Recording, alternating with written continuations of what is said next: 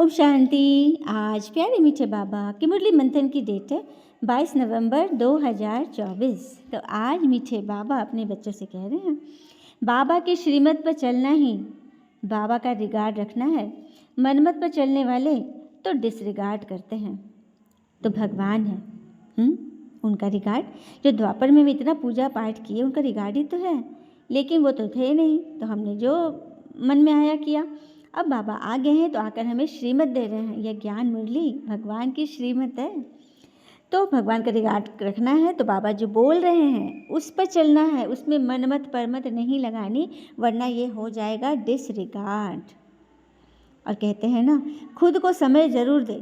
आपकी पहली ज़रूरत आप खुद हो, क्योंकि समय के पास भी इतना समय नहीं है कि आपको दोबारा समय दे सके। तो ये संगम युग का समय दोबारा नहीं आने वाला है, भगवान आए हुए हैं। तो अपने आप को खुद ही समय दे कि मैं भगवान की श्रीमत पर कितना चलना है और हर सेकंड आगे आगे बढ़ना है। प्रश्न है, गृहस्थ व्यवहार में रहने वाले को किस एक बात के लिए बाबा मना नहीं करते, लेकिन एक डायरेक्शन देते हैं, वो कौन सा है? गृहस्थ व्यवहार में रहते, परिवार में रहते, उनको बाबा कौन सी बात की मना नहीं करते हैं? उत्तर, बाबा कहते हैं, बच्चे तुम भर सभी के कनेक्शन में आओ। कोई भी नौकरी आदि करो, संपर्क में आना पड़ता है, रंगीन कपड़े पहनने पड़ते हैं तो पहनो, बाबा की मनाही नहीं है। बाबा तो सिर्फ डायरेक्शन देते हैं कि बच्चे दे सही, दे के सब विकारी स्वभाव संस्कारों से ममत निकाल मुझे याद करो। क्या करे बाबा? बाबा हर कुछ करने बोलते, जहाँ भी जाओ घूमो फिरो, लेकिन मेरी याद में रहो, ठीक है? और बस दे सही, दे के जो विकारी स्वभाव संस्कार है ना, उनको भूलो। अपने आप को मत समझो कि हम बहुत ऊंचे हैं, हमारे आगे कोई नहीं। आइए कथा सुन लेते हैं इसी पर, झूठा अभिमान। एक मक्खी एक हाथी के ऊपर बैठ गई। हाथी को पता भी नहीं चला कि मक्खी कब बैठी।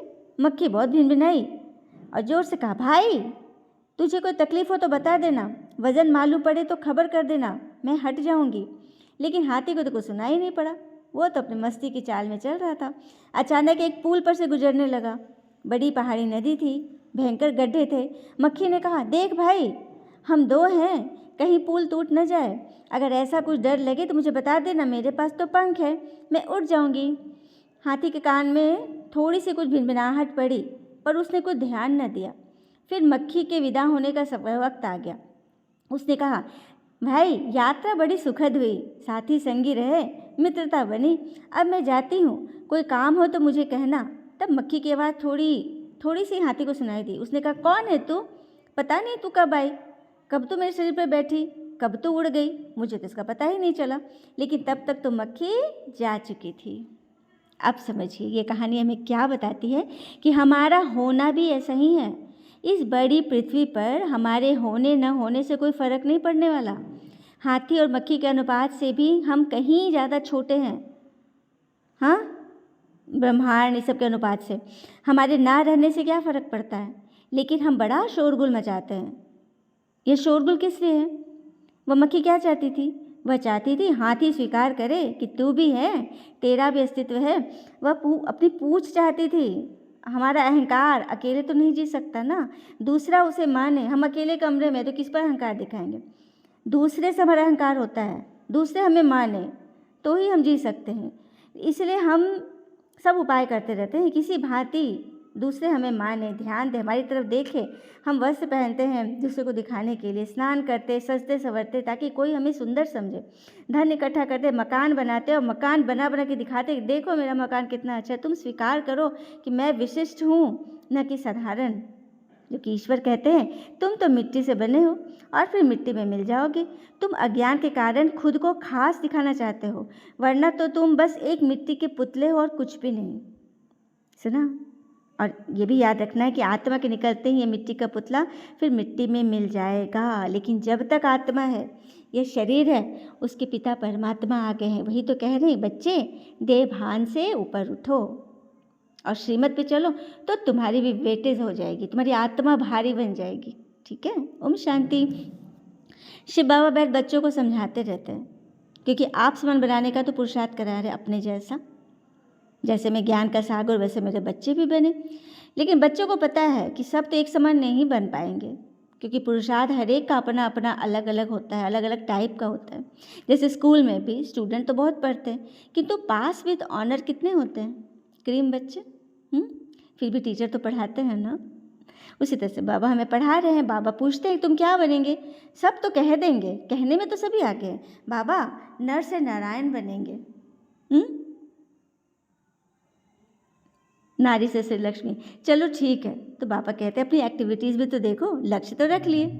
बाबा भी ऊँचते ऊँच है, टीचर भी है, गुरु भी है, इस बात को तो कोई जानते नहीं। बाबा को जानेंगे तो टीचर पर ना भूल जाएगा, फिर गुरु पर ना भूल जाएगा। रिगार्ड भी बाबा का बच्चों को रखना होता है। रिगार्ड किसको कहा जाता है? जैसे अब क्या रिगार्ड करेंगे भगवान का? तो भगवान जो हमें पढ़ाते हैं, जो मत देते हैं श्रीमत, वो अच्छी रीति उसे जीवन में यूज़ करना है, अच्छी रीति पढ़ना है, गोया रिगार्ड रखना है। सुना? बाबा का रिगार्ड हम तभी रखेंगे जब उनके श्रीमत को अच्छी रीति पढ़े और समझे, धारण करे। और कहते हैं ना, अपना किरदार नमक जैसा रखो, लोग आपका ज़्यादा यूज़ भी ना करें और आपके बिना रह भी नहीं पाए। मतलब इस तरह से अपना महत्व खुद बनाओ। बाबा कहते हैं कि चलो उन स्कूलों में तो कॉमन टीचर पढ़ाते हैं, परंतु यहाँ तो तुम्हारा अनकॉमन टीचर है ना। किसी को पता भी नहीं कि निराकार फादर भी टीचर बन के पढ़ाते हैं। भले श्री कृष्ण का नाम दे दिया कि गीता का भगवान वो हैं, लेकिन वो फादर कैसे हो सकता है? श्री कृष्ण क्या कभी बाबा लिखा है? श्री कृष्ण बाबा, राम बाबा किसी ने कहा है? बाबा सिर्फ शिव के आगे लगता है, किसी देवता के आगे नहीं लगता, क्योंकि पिता तो वही है ना। और सारे देवी देवता है उनके बच्चे, हमारे भाई, आत्मा भाई। क्या फिर आगे बाबा कह रहे हैं, स्टूडेंट्स कभी टीचर को भूलेंगे क्या? हॉस्टल में जो रहते हैं वह तो कभी नहीं भूलते। जो स्टूडेंट हॉस्टल में रहते हैं उन लोगों को पक्का होता है, हाँ, क्योंकि बराबर टीचर के संपर्क में है ना। नंबर व पुरुषार्थ अनुसार हॉस्टल में बैठे हैं तो जरूर स्टूडेंट्स हैं, परंतु ये पक्का निश्चय नहीं है। जानते हैं सब अपने अपने पुरुषार्थ अनुसार पद ले रहे हैं। उस पढ़ाई में तो फिर भी कोई बैरिस्टर बनते, इंजीनियर बनते, डॉक्टर बनते हैं, लेकिन यहाँ क्या बन रहे हो? यहाँ तुम विश्व के मालिक बन रहे हो। तो ऐसे स्टूडेंट्स की बुद्धि कैसी होनी चाहिए? चलन वार्तालाप कैसा होना चाहिए? एकदम पवित्र, एकदम रॉयल्टी वाला ना।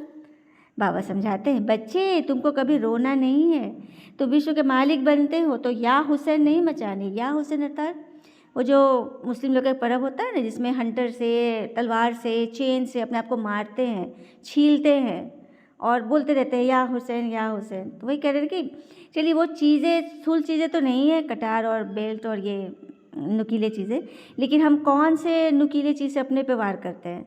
नुकीले विचार, नुकीला दर्द, नुकीली चिंता, उसको अपने मन में रखे, मेरे मन को और आत्मा को कांटा गड़ा। इसी को कहते हैं या हुसैन। रो दिए ना तो बस हाईएस्ट रोना है, या हुसैन रोना हाईएस्ट रोना है, मतलब हाय हाय करना एकदम। और बाबा तो कहते हैं जिन रोया तिन खोया। रोया अगर दुख में रोए, हाँ, बाबा की याद में आंसू गिरे, अगर बाबा का नाम ही लो, उनकी प्राप्तियों को सोचो, भगवान किस तरह से हमारे पास उस समय मिले थे जबकि मुझे उनकी सबसे ज़्यादा दरकार थी। और जैसे ही बाबा की याद आ जाती है, बाबा का चेहरा, बाबा की श्रीमत, बाबा का प्यार दुलार याद आ जाता है, आँखों में अपने आप पानी भर जाता है। तो ये है ईश्वर की याद में उनके लिए प्रेम के मोती गिराना, बल्कि दुख में हाय हाय करके रोना नहीं। ठीक है, बाबा रोने से बिल्कुल मना करते हैं।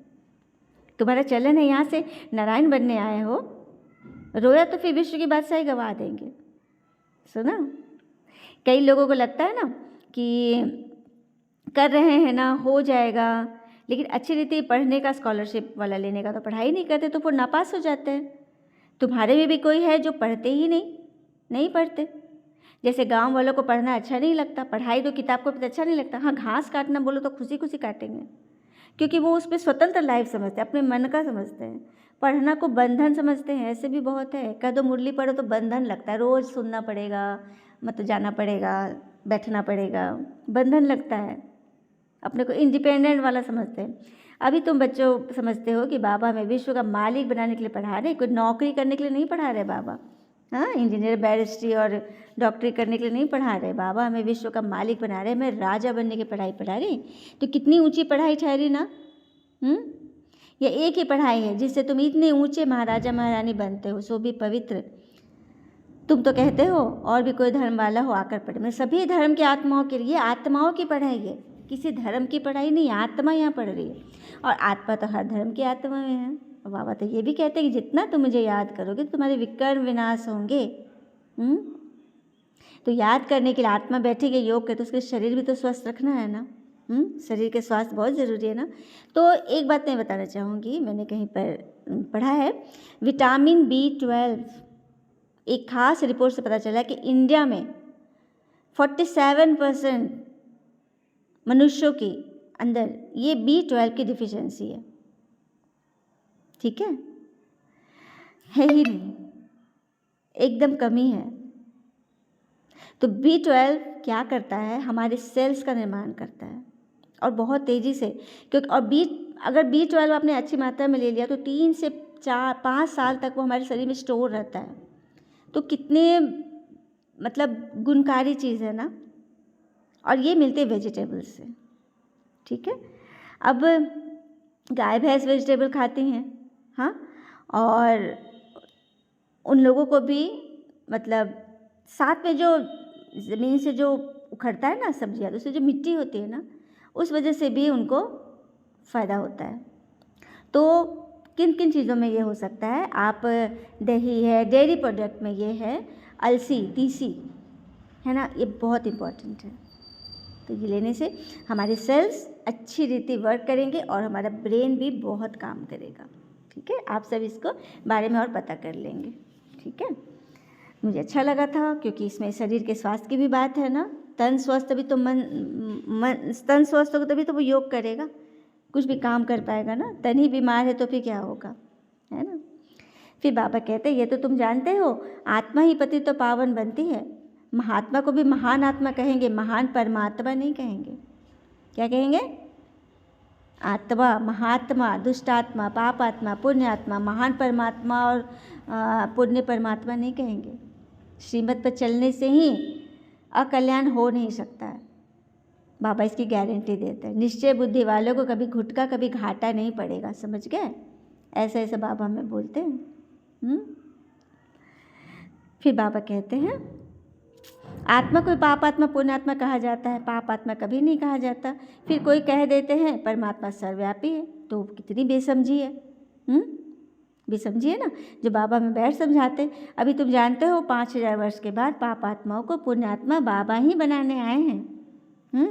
एक को नहीं, ठीक है, किसी एक को नहीं बाबा बना रहे, बाबा सभी को बना रहे। लेकिन जो पढ़ेगा सो पाएगा। और तुम फील करते हो ना माया कितना विघन डालती है, एकदम नाक से पकड़ लेती है। तुम समझते हो माया से युद्ध कैसे चलती है। उन्होंने फिर कौरवों और पांडवों की युद्ध दिखा दी। हमारे भीतर ही तो है कौरव और पांडव, अच्छाई पक्ष और क्वेश्चन वाला पक्ष, तो उनसे तुम्हारी लड़ाई होती है। ठीक है, फिर आगे बाबा कह रहे हैं बहुत बच्चे हैं जो ज्ञान का ग भी नहीं जानते, कभी बैठते भी नहीं, माया पढ़ने नहीं देती। ऐसे सब सेंटर्स पर थे, कभी पढ़ने आते नहीं। वंडर है ना, कितनी ऊंची नॉलेज है, भगवान पढ़ाते हैं। बाबा कहे यह काम ना करो, मानते नहीं, जरूर उल्टा काम करके दिखाते हैं। तो राजधानी स्थापन हो रही, उसमें तो हर प्रकार के बच्चे चाहिए ना। हाँ, बनी बनाई बन रही, ये चक्र फिर भी रिपीट होगा। ये तो जब बहुत हो जाते हैं, जब बहुत ज़्यादा हो जाता है तो शास्त्र बैठ बनाते हैं, जबकि शास्त्र पहले नहीं होता। बाबा कोई पुस्तक लेकर नॉलेज नहीं सुनाते, ठीक है, बाद में शास्त्र बनती है। अच्छा, मीठे मीठे बच्चों प्रति भगवान की नमस्ते, हम बच्चों की भी प्यारे बाबा को नमस्ते। धारणा के लिए मुख्य सार, पहली पॉइंट, कभी भी या हुसैन नहीं मचाना है, रोना धोना नहीं है। बुद्धि में रहे, विश्व का मालिक बनने वाले हैं। हमारी चलन वार्तालाप बहुत अच्छा होना चाहिए, कभी भी रोना पिटना नहीं है। दूसरी पॉइंट, निश्चय बुद्धि बन एक बाबा की मत पर चलते रहना है, कभी मूंझना व घुटका नहीं खाना है। निश्चय में ही विजय है, इसलिए अपनी पाई पैसे की मत नहीं चलानी है।